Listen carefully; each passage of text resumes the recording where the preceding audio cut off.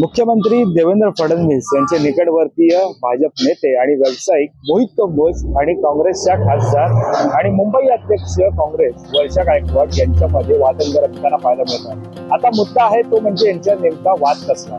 तर साधारणतः पाहायला गेलं तर महापालिकेच्या कर्मचाऱ्यांना आश्रय योजनेच्या माध्यमातून जी घरं निर्माणाधीन होती आणि जी घरं देण्यात येणार होती ती घरं SRAच्या माध्यमातून साधारणतः SRA हा प्रकल्प होता। मात्र आता हाच प्रकल्प व्यावसायिक मोहित कंबोज यांना दिल्याचा आरोप हा वर्षा गायकवाड यांच्याकडून करण्यात आलेला आहे। आता एकंदरीत त्यांनी आरोप केलेला आहे, मात्र त्यांच्या आरोपाचं खंडन मोहित कंबोज यांनी सुद्धा केलेलं आहे।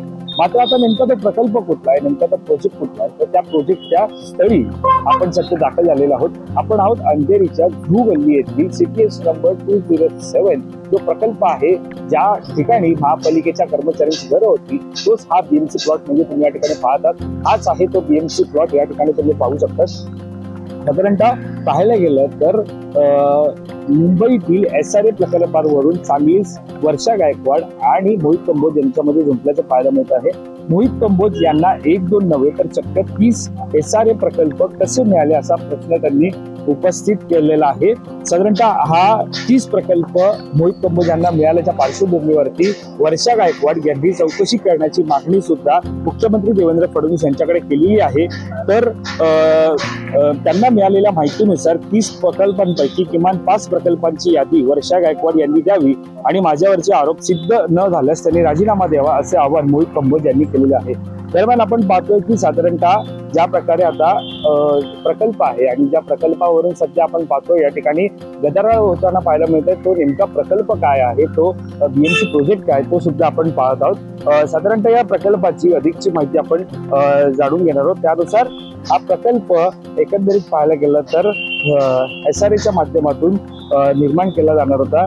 SRA डेव्हलपमेंटच्या अंतर्गत हा प्रकल्प जो तो डेव्हलप करण्यात येणार होता आणि त्यानुसार महापालिकेच्या कर्मचाऱ्यांना गरज येणार होती। मात्र साधारणतः आपण पाहायला गेलं तर आता हा जो प्रकल्प आहे किंवा या BMC कर्मचाऱ्यांच्या घरांचा विकास जो आहे तो मोहित कंबोज यांच्या माध्यमातून किंवा त्यांना हा प्रकल्प दिल्यामुळे वर्षा गायकवाड यांनी साधारणतः मोठ्या प्रमाणात आरोप केलेले आहेत आणि त्यांचा मुख्यमंत्री देवेंद्र फडणवीस यांना थेट त्यांनी मागणी केलेली आहे की त्यांच्यावरती कारवाई करण्याची। आता नेमकं आपण पाहायला गेलं तर साधारणतः वर्षा गायकवाड यांनी झू गल्लीतील SRA प्रकल्प हा मुंबई महापालिकेच्या सफाई कर्मचाऱ्यांसाठी आश्रय योजनेअंतर्गत प्रकल्प होता, मात्र तो बदलून SRA दाखवल्याच्या विरोधात आक्रमक पवित्रा घेत रहिवाशांसह SRAचे CEO डॉक्टर महेंद्र कल्याणकर यांची भेट घेतली आणि या भेटीनंतर त्यांनी साधारणतः माध्यमांशी संवाद साधत मोहित कंबोज यांच्यावरती अनेक आरोप प्रत्यारोप जे ते केलेले आहेत। साधारणतः यांच्या वर्षा गायकवाड यांच्या सोबतच शिवसेना उद्धव बाळासाहेब ठाकरे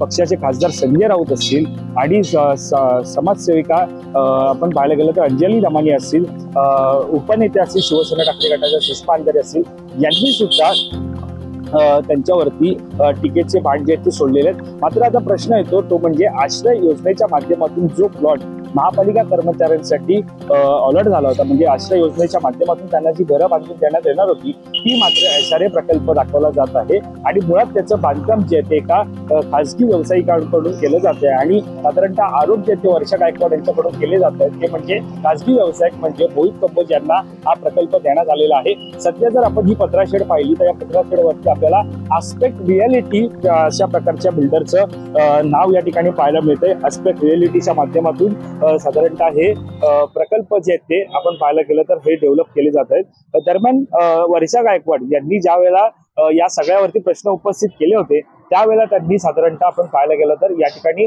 महापालिकेची असतील किंवा संपूर्ण घरे असतील जे आता त्यांना घरं देण्यात येणार आहेत, या सगळ्या संदर्भात पाहायला गेलं तर सुरुवातीला वेगळा डेव्हलपर होता किंवा वेगळा बिल्डर होता आणि आता वेगळा बिल्डर आहे। आस्पेक्ट रियालिटीच्या माध्यमातून आपण पाहायला गेलं तर त्यांना हे घरांचं बांधकाम केलं जात आहे।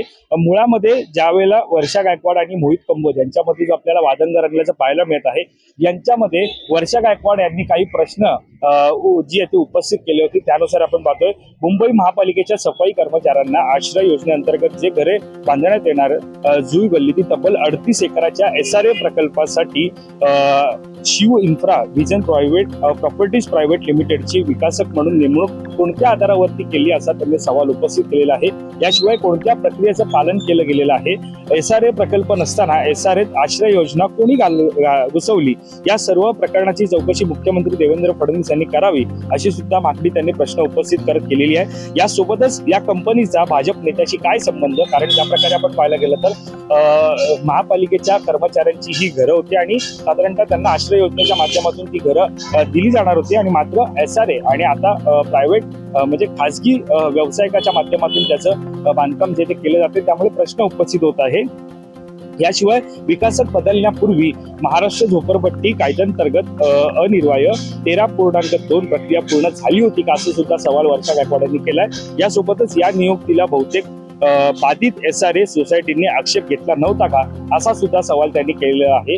त्यामुळे एकंदरीत प्रश्न उपस्थित करत वर्षा गायकवाड यांनी मोहित कंबोज यांना निशाणा धरलेला आहे। साधारणतः पाहायला गेलं तर साधारणतः इकडे ज्या स्थानिकांशी आपण बातचीत केली त्यांनी दिलेल्या माहितीनुसार साधारणतः मागील 6 ते 7 महिन्यांपूर्वी हा प्लॉट जो आहे रिकामी करण्यात आलेला आहे आणि तेव्हापासून या सगळ्याची साधारणतः चौकशी जी आहे ती करण्याची मागणी वर्षा गायकवाड करत आहे।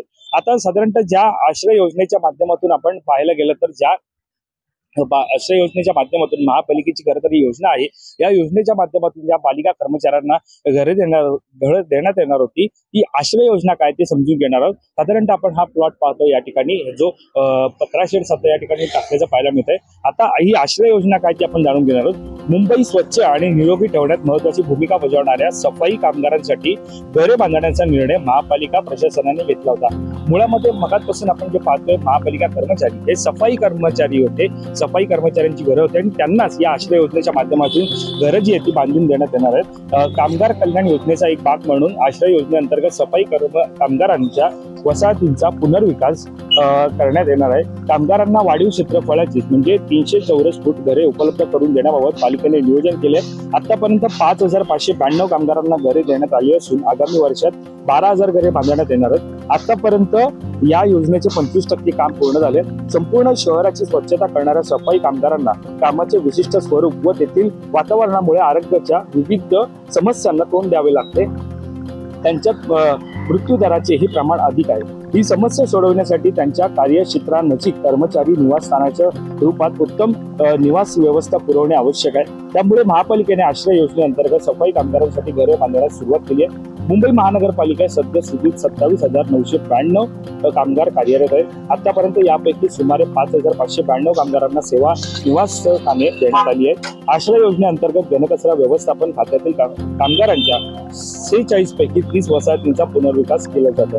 ज्या प्रकारे आपण पाहायला गेलं तर आता ही आश्रय योजना काय ती आता आपण पाहिली। साधारणतः आपण पाहायला गेलं तर हजारो कोटी रुपयांच्या झू गल्ली प्रकल्पात 6,500हून अधिक झोपडपट्टी वासियांचा समावेश आहे। साधारणतः आपण पाहतो त्यापैकी जवळजवळ सर्वांनाच प्रकल्पात नवीन विकासक लादण्यापूर्वी अंधारात ठेवण्यात आलं होतं का, त्यांच्याशी सल्ला मसलत का करण्यात आली नाही, हे त्यांच्या हक्कांचं आणि SRA नियमांच्या मूळ भावनेचं उल्लंघन नाही का, असा सुद्धा सवाल वर्षा गायकवाड यांच्याकडून करण्यात आला होता। यासोबतच आपण पाहतोय मुंबईच्या सफाई कामगारांची जागा आणि त्यांच्या आजूबाजूचाही मोठा परिसर निविदा न काढताच एखाद्या व्यक्तीकडे जातोच कसा, असा सुद्धा सवाल त्यांनी केला होता। याशिवाय या संदर्भात आम्ही SRAच्या CEOंची भेट घेत त्यांना विचारणा केली, त्यांचे उत्तर आम्हाला मिळेल अशी आमची अपेक्षा आहे। एका पक्षाशी निगडीत असलेल्या व्यक्तीला SRAचे 30 प्रकल्प कसे मिळतात, असा सुद्धा सवाल वर्षा गायकवाड यांनी उपस्थित केला होता। साधारणतः आपण संपूर्ण प्रकरण जर पाहायला गेलं या ठिकाणी पुन्हा एकदा नेमकं हे प्रकरण काय होतं ते आपण जाणून घेण्याचा प्रयत्न करणार आहोत। साधारणतः आपण पाहतोय वर्षा गायकवाड यांनी झू गल्लीतील SRA प्रकल्प हा मुंबई महापालिकेत सफाई कर्मचाऱ्यांसाठी आश्रय योजनेअंतर्गत प्रकल्प होता, मात्र तो बदलून SRA दाखवल्याच्या विरोधात आक्रमक पवित्रा घेत रहिवाशांसह SRAचे CEO महेंद्र कल्याणकर यांची त्यांनी भेट घेतली होती आणि या भेटीनंतर त्यांनी साधारणतः मोहित कंबोज यांच्यावरती आरोप जे केले। मात्र साधारणतः आपण पाहतोय मोहित कंबोज यांच्यावरती जरी वर्षा गायकवाड यांनी आरोप केले असले तरी मोहित कंबोज यांनी वर्षा गायकवाड यांच्या सर्व आरोपांचं खंडन केलेलं आहे। 30 काय 5 जरी प्रकल्प माझ्या नावावरती असतील तर त्यांनी ते साध्य करावं आणि जर तसं नसलं त्यांनी तातडीनं राजीनामा द्यावा अशी सुद्धा मागणी जी आहे ती मोहित कंबोज यांनी केलेली आहे। दरम्यान सध्या वादंग होत असलेल्या आणि मोहित कंबोज आणि वर्षा गायकवाड यांच्यामध्ये नेमक्या कोणत्या प्लॉटवरून वाद चालू आहे तो प्लॉट आता आपण लाईव्ह पाहिलेला आहे। साधारणतः याच प्लॉटवरून सध्या वर्षा गायकवाड यांनी मुख्यमंत्र्यांना सुद्धा सादर केल्या, मुख्यमंत्र्यांना सुद्धा या सगळ्याची चौकशी करण्याची मागणी त्यांनी केलेली आहे। त्यामुळे या सगळ्यावरती आता नेमकं काय होतं, सरकार या सगळ्यावरती काय तोडगा काढतं हे सुद्धा पाहणं महत्त्वाचं ठरणार आहे। कॅमेरा पर्सन अवधेश कोरीसह मी वैभव पाटील, मुंबई।